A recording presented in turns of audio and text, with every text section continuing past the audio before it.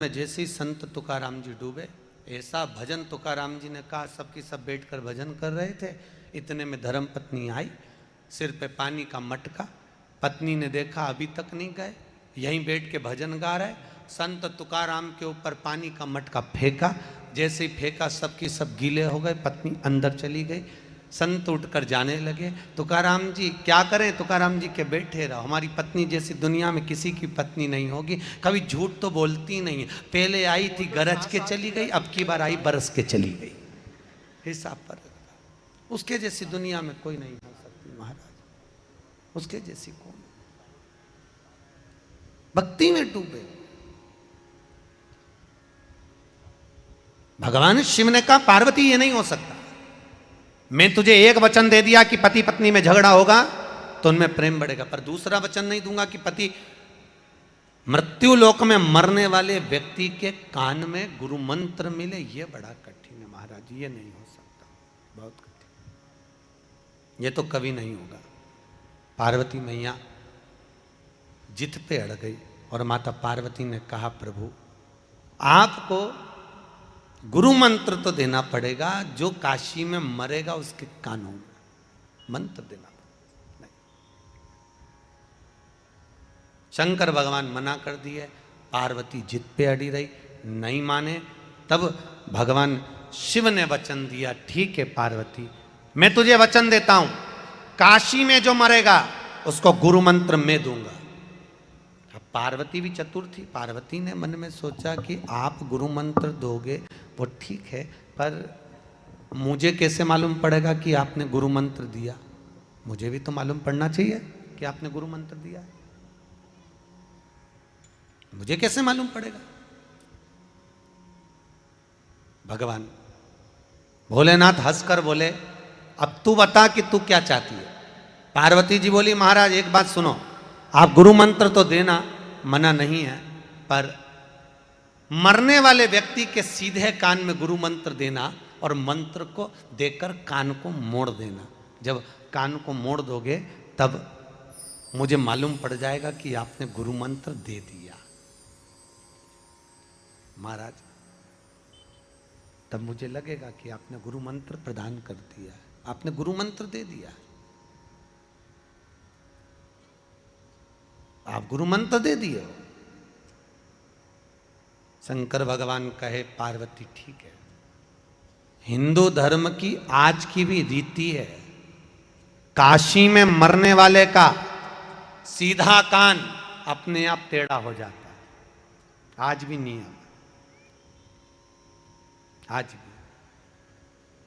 अगर किसी के काशी में अगर प्राण छूटे हैं तो उसका सीधा कान अपने आप टेढ़ा हो जाएगा अपने। काशी में मर, अभी मुक्त नगरी है काशी, मोक्ष नगरी है काशी।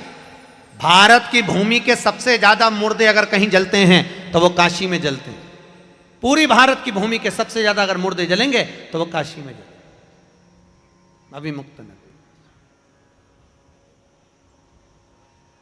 पहले हमको भी विश्वास नहीं हुआ था क्या काशी में मरने वाले का सीधा कान टेढ़ा हो जाता है, पर जब काशी में माहेश्वरी भवन में बिदर कर्नाटक की महिला मंडल, वाशवी महिला मंडल ने कथा करवाई, थोड़ा रिटर्न बढ़ाइए भैया, रिटर्न बढ़ाइए।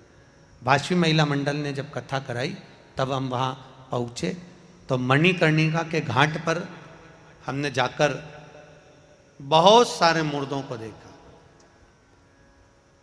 तो हमने उनसे कहा भैया हमको यहाँ पर इनका मुख देखना है, मुख देखना है। हाँ, तो आपके कोई रिश्तेदार है क्या? अब हमने सोचा व्यक्ति मर तो गया है तो रिश्तेदारी है, ऊपर जाके तो सब एक संबंधी। हमने कहा हाँ भैया हमारे रिश्तेदार है, रिश्तेदार है हाँ, चले। और एक का मुंह देखा तो उसके तो कान सीधे थे, दूसरे का मुख देखा उसका भी कान सीधा था। हमने सोचा इसमें शिव महापुराण में लिखा है कि काशी में मरने वाले का सीधा कान टेढ़ा हो जाता है, तो यहां तो कान सीधे। और आगे गए, तीसरे नंबर के मुर्दे का जब देखा तो उसका कान टेढ़ा था, तो हमने सोचा हो सकता है जन्म से टेढ़ा हो। हम और आगे गए, अब उसका कान भी सीधा, और आगे गए तो उसका कान टेढ़ा, फिर और आगे गए तो उसका कान भी टेढ़ा। तब हमने सोचा अब जरा पूछें कि मुर्दा कहाँ का है। जिसके कान सीधे थे उससे पूछा, भैया ये कहाँ का मुर्दा है? तो कि ये काशी से 40 किलोमीटर दूर का। ये कहाँ का है? तो कि काशी से 42 किलोमीटर दूर का। जिसके कान टेढ़े थे उसका पूछा, ये कहाँ का है? तो कि काशी की ये वाली कॉलोनी का। जिसके कान टेढ़े थे उसका पूछा, ये? तो कि काशी के पास का, ये काशी से। तब समझ में आया कि काशी के बाहर अगर किसी के प्राण छूटते हैं तो उसके कान सीधे ही थे, और जो काशी में मरा था उसका एक कान टेढ़ा ही था। अर्थात भगवान शंकर ने गुरु मंत्र देकर उसके कान को टेढ़ा कर दिया था। अब बताओ दुनिया में ऐसा कौन सा देवता होगा जो पृथ्वी पर मरने वाले व्यक्ति को भी गुरु मंत्र देकर भेज देता होगा? कौन देव? इसलिए देव अधिदेव एक ही देव। देवताओं का भी जो देव है वो महादेव है, वो महादेव। देवों का भी देव वो महादेव। इसलिए फिर नहीं भेज, अकाल मृत्यु वो मरे जो काम करे चंडाल का, काल उसका क्या बिगाड़े जो भक्त हो महाकाल, उसका क्या बिगड़ने वाला। देव अधिदेव है, देवताओं का भी देवता, सुख देने वाला। चंचुला देवी चली, आज काशी जा रही है और मन में काशी के दर्शन नहीं है उसके। ना तो उसके मन में कभी भाव आया था कि मैं भगवान के दर्शन करने जाऊंगी, पर काशी जा रही है। क्यों जा रही है? तो गांव के लोगों ने कहा काशी में जरा वस्त्र अच्छे मिलते हैं, साड़ियां अच्छी मिलती हैं, कुछ श्रृंगार की वस्तुएं अच्छी मिलती हैं। उसने सोचा चलो शॉपिंग कर आएंगे। चलो तो सर गई, पहुंची, भ्रमण कर कर काशी में एक मंदिर के ओटले पर, मंदिर के बाहर शिव महापुराण की कथा चल रही थी, और वो एक वस्त्र की दुकान पे से साड़ियाँ वस्त्र खरीद रही थी। तब चंचुला देवी के कानों में शब्द गया शिव महापुराण का। तो चंचुला देवी शब्द को सुनकर, शब्द को ज्ञात कर कर माता चंचुला वहाँ कथा सुनने के लिए बैठ गई। वहाँ बैठी चंचुला, जब कथा सुनने के लिए चंचुला देवी बैठी, चित्त चंचुला का कथा में लग गया, शिव महापुराण में चली। और शिव पुराण का एक अंश सुनने के बाद में जब गई, गंगा नहाकर बाहर निकल रही थी, पांव फिसल गया। पांव फिसलते ही सीढ़ियों पर उसके प्राण छूट गए। प्राण छूटते ही चंचुला देवी माता पार्वती की सहेली बन गई। माता पार्वती के धाम में शिव के दरवाजे पर भगवान शंकर के यहाँ रहने लगी। चंचुला देवी माता पार्वती की सखी बनकर रहने लगी। पर माता चंचुला जब पार्वती जी की सखी बनकर रही, पर चंचुला देवी का मन, चित्त, वृत्ति परमात्मा में लगती नहीं, मौन होकर बैठी रहती, चुप होकर बैठी रहती। पूछा, पार्वती जी एक दिन निकल कर जा रही थी, माता पार्वती ने पूछ लिया क्या बात है? चंचुला लीलाबाई बन के, अगली बार लीलाबाई बन के, फिर जन्मे फिर भोगो, फिर जन्मो फिर भोगो। तो इससे तो अच्छे से खूब तपने के बाद, कर्म भोग भोगने के बाद, क्योंकि मनुष्य का जो शरीर है केवल भोगने के, भजन करो भोगो, भजन करो। क्यों? 84 लाख योनियों में आप कीट बनकर पैदा हुए, आपको उसमें मर भी जाओगे तो आपको ज्ञान नहीं होगा। पशु बनकर पैदा हुए आपको ज्ञान नहीं होगा। जंतु बनकर पैदा हुए आपको ज्ञान नहीं होगा। पर मनुष्य की योनि केवल एक ऐसी योनि है, इस योनि के अंतर तुमने पूर्व में 84 लाख योनि में जो जो कर्म करे होते हैं, उस कर्म का सारा भोग तुम्हें मनुष्य योनि में भोगने को मिलता है। और उस योनि में जब भोगोगे तो थोड़ा सा कष्ट तो होगा महाराज, होगा। कई लोग कहते हैं हमारी पड़ोसन तो अगरबत्ती नहीं लगाती गुरुजी तो भी खुश, कभी मंदिर नहीं जाती पड़ोसन, कभी शंकर जी को लोटा भर पानी नहीं चढ़ाती तो भी भगवान खूब दे दिया, और हम तो रोज मंदिर जाएं, व्रत करें, उपास करें तो भी दुखी हैं। उसका क्या कारण है? तो शिव महापुराण में लिखा, एक बार देवऋषि नारद भगवान विष्णु के पास में पहुंचे और भगवान विष्णु से कहा, नारायण, दुनिया के लोग अगरबत्ती नहीं लगाएं, भगवान का पूजन नहीं करें, पाठ नहीं करें तो सुखी रहते हैं, और दुनिया के लोग भगवान का भजन पूजन करते हैं तो दुखी रहते हैं, ऐसा क्यों? भगवान विष्णु ने कुछ बोले नहीं। भगवान विष्णु बोले, मुझे भूख लग रही है, मेरे साथ पृथ्वी पे घूमने चल। भगवान विष्णु नारद जी के साथ पृथ्वी पे घूमने निकले। अब जैसे ही नारद जी के साथ घूमने निकले तो भगवान विष्णु ने एक सेठ जी का घर देखा। नारद जी बोले, महाराज ये सेठ जी का घर है, खूब बड़ा धर्मात्मा दानी है, चलो इसके यहाँ कुछ खाने को मिल जाएगा। भगवान विष्णु ने मनुष्य का रूप रखा, नारद जी ने मनुष्य का रूप रखा, साधारण रूप बन रखकर दरवाजा बजाया। सेठ जी, ओ सेठ जी, सेठ जी, सेठ जी बाहर निकल कर आए। क्या है? हमें भूख लगी है, कुछ दान दे दो। इतने में सेठ जी बोले, तुम्हारा बाप रख के गया, दान दे दो। चलो निकले यहां से, भाग, निकल जाओ यहां से। सेठ जी ने धक्के मार के देवऋषि नारद और भगवान विष्णु को भगा दिया। इतने में देवऋषि नारद को क्रोध आया। देवऋषि नारद ने कहा, महाराज इसने अपमान करा है, अपने को धक्के मारकर निकाला है, श्राप दे दो, बर्बाद हो जाए। भगवान विष्णु ने पीछे पलटकर सेठ जी को देखा। देखकर भगवान विष्णु ने दोनों हाथ उठाकर कहा, जा तेरे यहां खूब लक्ष्मी बढ़ जाए, खूब लक्ष्मी बढ़े, और बढ़े और बढ़े। इतने में देवऋषि नारद ने कहा, प्रभु तुम लक्ष्मी बढ़ने का, तुम्हें श्राप देना था तो तुमने आशीर्वाद दे दिया। भगवान बोले, मेरी मर्जी, चलो। भगवान विष्णु और आगे गए। भगवान ने कहा, छोटा सा झोपड़ा है, छोटी सी कुटिया थी, छोटा सा घर था। भगवान ने कहा, यहां देख कुछ मिल जाए। देवऋषि नारद ने आवाज लगाई, माता, बाबा भूख लगी है। अंदर से एक बूढ़ी माँ निकल कर बाहर आई। आओ बाबा अंदर बैठो। दो आसन लगाए, भगवान विष्णु और देवऋषि नारद को बिठाया। माता जी ने कहा, बाबा क्या चाहिए? हमें भूख लगी है। माँ बोली, बाबा मेरे यहाँ खाने का तो कुछ नहीं है, एक गाय है, गाय दूध देती है, हम उसका ही पालन करते हैं, आपको मैं दूध लाकर देती हूँ। माता जी ने पानी पिलाया, दूध लाकर देवऋषि नारद भगवान विष्णु को दिया।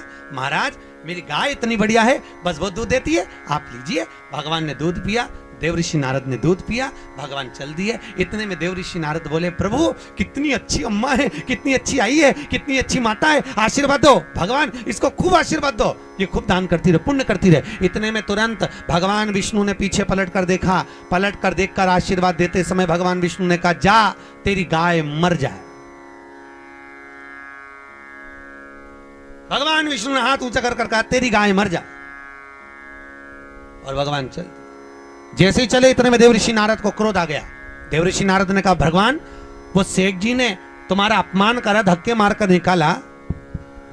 निकाला और उसको कह रहे हो कि लक्ष्मी बढ़ जा, और वो उसने दूध पिलाया तुमको, सेवा करी, और उसको कह कि गाय मर जा, ऐसा क्यों? भगवान विष्णु ने कहा, देवऋषि नारद तुम समझोगे नहीं, ये जो माँ है ना, इसने मेरी सेवा करी, ये मुझे भजती है, मेरा भजन करती है, मेरा स्मरण करती है।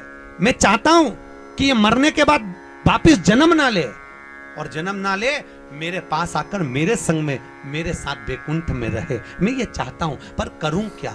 देवऋषि नारद, ये जब मरेगी ना तो मरते समय इसको लगेगा कि मेरी गाय ना जाने कोई कसाई ना ले जाए, मेरी गाय को उठाकर ना ले जाए, मेरी गाय कट ना जाए। मरते समय इसका ध्यान गाय में लगा रहेगा, तो गाय में लगा रहेगा तो मरने के बाद ये गाय का जन्म पाएगी, फिर उलझी की उलझी रह जाएगी, वैकुंठ नहीं आ पाएगी। इसलिए मैंने इसके मरने से पहले इसकी गाय को मार दिया, जिससे ये मेरे धाम में आराम से आ जाए। और प्रभु आपने उस सेठ जी को लक्ष्मी बढ़ने का आशीर्वाद क्यों दिया कि और लक्ष्मी बढ़े और धन बढ़े? भगवान बोले, नारद तू जानता नहीं है, सेठ जी लक्ष्मी से बड़ा प्रेम करते हैं, तो लक्ष्मी और बढ़ेगी और बढ़ेगी और बढ़ेगी। जब ये लक्ष्मी जोड़ जोड़ के मरेगा, आखिरी में सांप बन के वहीं पड़ा रहेगा, वही। इसलिए मैंने उसको लक्ष्मी बढ़ने का कहा। महाराज कई लोग जी हम लोग कहीं जाते हैं ना, तो कई लोग मकान दिखाने ले जाते हैं, नया बंगला, तो बंगला दिखाते हैं, महाराज देखो जी हमारा बेडरूम, हमने कहा हो, ये हमारी बहू का रूम बड़े वाले का, हाओ ये हमारा रूम, ये रसोई घर, ये किचन, ये बाथरूम, सब दिखाते, कमरे भी दिखाते। कमरा देखते देखते एक जगह हम पहुंचे तो वहां पर एक जगह पर छिपकली चिपकी हुई थी। हमारा ध्यान छिपकली पर गया। अब जैसी छिपकली पर गया तो सेठ जी बोले, गुरुजी आप छिपकली को क्यों देख रहे हैं? नहीं, हम इसलिए देख रहे हैं क्योंकि जैसे आप बोल रहे ये मेरा रूम, ये मेरा रूम, छिपकली कह रही ये मेरा, छिपकली। तो इतने में सेठ जी पूछे, गुरुजी ये छिपकली को पहचानते हो? हमने कहा अच्छे से पहचानते। हमसे पूछा कौन है ये? हमने कहा तुम्हारे दादा परदादा जो मर के चले गए वो भी यही कहते थे, मेरा मेरा मेरा। तो भगवान ने कहा जा छिपकली बन के चिपक जा, तेरा चिपक। आप में से कौन कौन छिपकली बनना चाहता है? नहीं, किसी का मन चेंज हुआ हो, बदला हो। कई माताएं कहती हैं, अरे 6:30 बजे से कथा 9:30 बजे तक, घर कैसे छूटे, घर कैसे छूटे? याद रख लेना, नहीं छूटेगा, चिपक गए। छूट गए तो भगवान के हो गए, नहीं छूटे। आज घर पे जाओ, 2-3 छिपकलियां देख लेना, पहचान जाना, हमारी चाची, काकी, नानी, सब चिपकी,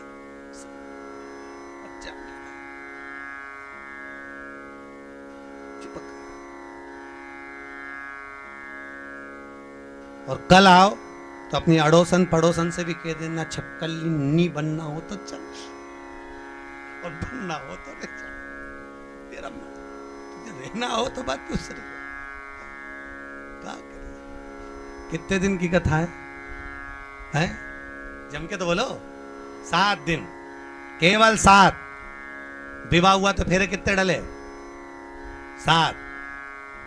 शास्त्रीय संगीत के सुर कितने? 7। जन्म कितने दिन में हुआ? 7 दिन। कोई रविवार को, कोई सोमवार को, कोई मंगल, कोई बुध, कोई गुरु, कोई शुक्र, कोई शनि। मरोगे कब? यही 7 दिन। कथा कितने दिन की? 7 दिन की। वही 7 दिन हमारे जीवन के, रविवार को जन्म हुआ, सोमवार को बड़े हुए, मंगलवार को ब्याह हुआ, बुधवार को बच्चे हुए, गुरुवार को बीमार पड़े, शुक्रवार को हॉस्पिटल गए, शनिवार को सीताराम हो गए। अब समझ में ये नहीं आ रही है कथा कौन से दिन सुनाओगे? कथा सुनने का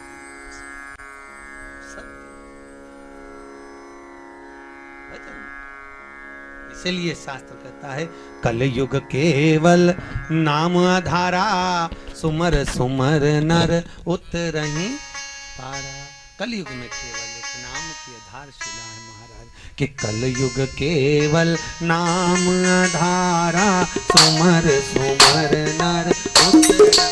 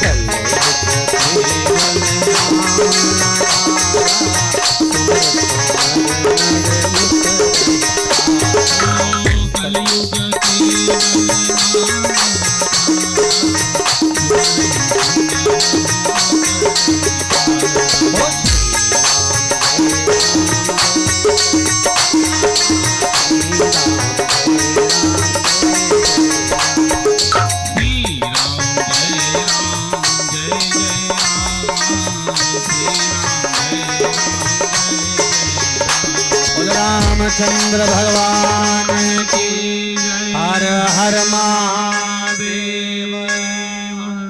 भगवान देवराज ब्राह्मण कुल में जन्म लिए, पर ब्राह्मण कर्म ना करो। भगवान की भक्ति में डूबो।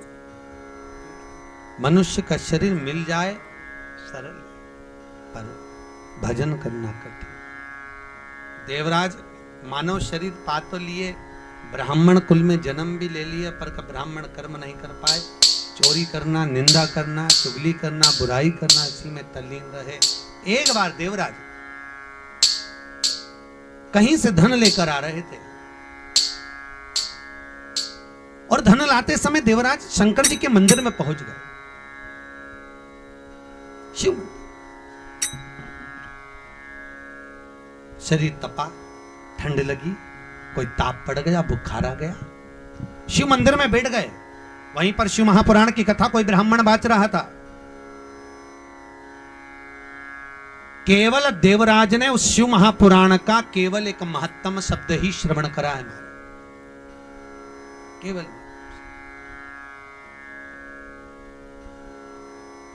कथा सुनने का नियम, क्या नियम है कथा सुनने का?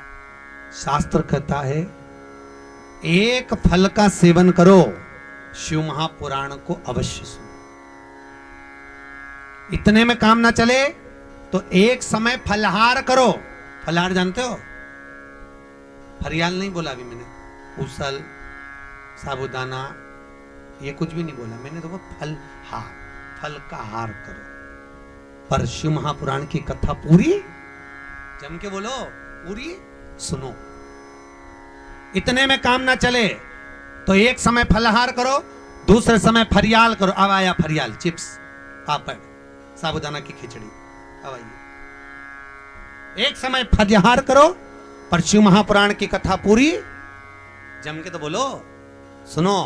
और इतने में काम ना चले तो एक समय फरियाल करो, दूसरे समय भोजन करो, पर शिव महापुराण की कथा पूरी सुनो। और इतने में काम ना चले तो दोनों समय भोजन करो, पर शिव महापुराण की कथा पूरी सुनो। ये तक तो यहाँ शिव महापुराण में लिखा, इतनी तक तो लिखा। उसके बाद हमारी तरफ से इतने में भी काम नहीं चले तो टिफिन लेके कथा में चलो, पर शिव महापुराण की कथा सुनो। रुकना। एकादशी का व्रत कौन कौन करता है? हाथ उठाओ। अरे वाह, बहुत सारे करते हो। धर लो, धर लो, बहुत